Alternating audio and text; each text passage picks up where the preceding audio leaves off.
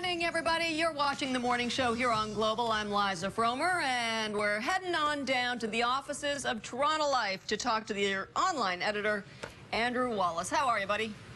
I'm all right. How are you? Very good, thanks. So, coming up this weekend, we have basically TIFF for bookworms.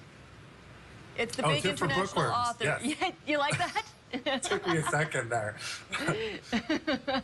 Ryan Gosling It's the International Festival of Authors, bringing together tons of great writers.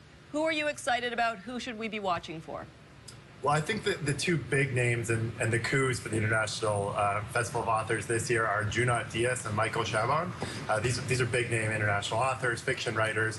Unfortunately, I think tickets are sold out for both of their events. However, there might be some floating around at the event. If people are really excited about going down to see those guys, they should check it out and hope that they can just score something. But this weekend, Gordon Pinsent is doing an interview. Are you familiar with Gordon Pinsent, legendary Canadian actor? Absolutely. Have you seen Away from Her?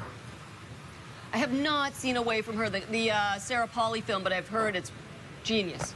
Yeah, it's one of my favorite movies of all time, and that was sort of my first exposure, actually, to Pinsent. So I'm looking forward to heading down there and seeing him talk. He's being interviewed by Sheila Rogers, and anyone should be able to go into that. Fantastic.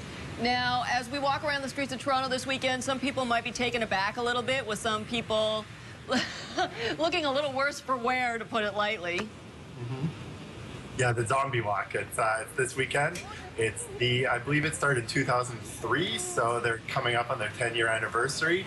And what I like about Zombie Walk, and I actually didn't know this before I started looking into it last night, is that Zombie Walk in 2003 in Toronto was the first zombie walk ever that was not tied to motion.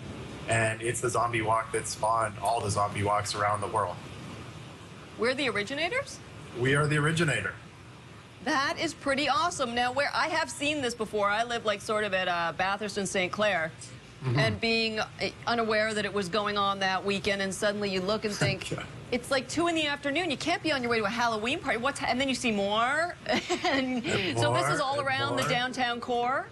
Well, this is the thing, is that somehow the Zombie Walk seems to branch out and take over the entire downtown, because it's actually the parade itself is confined to the area around City Hall. The walk this year is a new route, and they're starting at City Hall at Nathan Phillips Square at noon, and there's going to be sort of a festival there from noon till 3, and the actual parade starts at 3, and the zombies, they walk where do they go? West to University, then north up University of Dundas, east along Dundas, back down Yonge and to Queen. So it's actually a short walk. I think the zombies just end up spreading out across the city and basically taking over the entire Toronto area. Well, that's the funny thing. Then the zombies have to get home, so then it's zombies on the TTC. Yeah. You know, it's that whole routine. Okay, before we go, okay. A new restaurant that we should be aware of in town called Richmond Station. I've heard of it. I don't know about it. I hear interesting things. Yeah, I like this one, and my food editor pointed this out to me because it just opened. It's right downtown, and it's a restaurant from Carl Heinrich. He used to be at another downtown restaurant in the King West neighborhood called Marbin. And he's an interesting guy because he's very young, and he was on Top Chef Canada, the program some of your viewers might be familiar with, and he was actually the winner of season 2.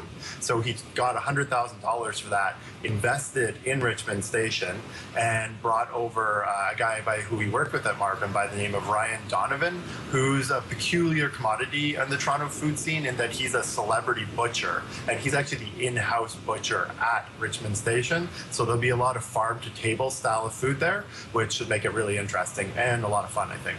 I love that we've reached a point in culture where we have celebrity butchers. Fabulous. Thank you, Andrew. Talk to you soon. You bet. Andrew Wallace, the online editor for Toronto Life magazine. We're going to take a short break.